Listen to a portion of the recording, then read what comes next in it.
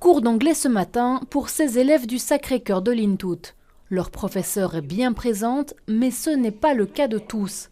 Dans cette école, le directeur est toujours à la recherche de 3 enseignants et ce n'est pas chose facile. Il y a moins de gens sur le marché, tout à fait objectivement. Et quand on cherche comme ça en cours d'année, là je dois remplacer une collègue qui est enceinte, donc c'est pour 3 mois.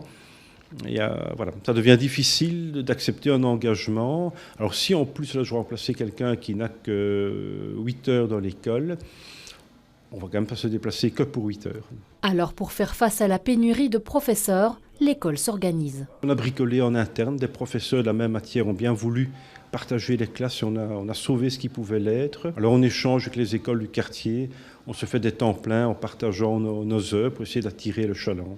La situation s'aggrave de plus en plus. Un constat partagé par la SBL Job École, une plateforme qui répertorie toutes les offres d'emploi dans l'enseignement catholique. Depuis plusieurs mois, leur nombre ne cesse d'augmenter.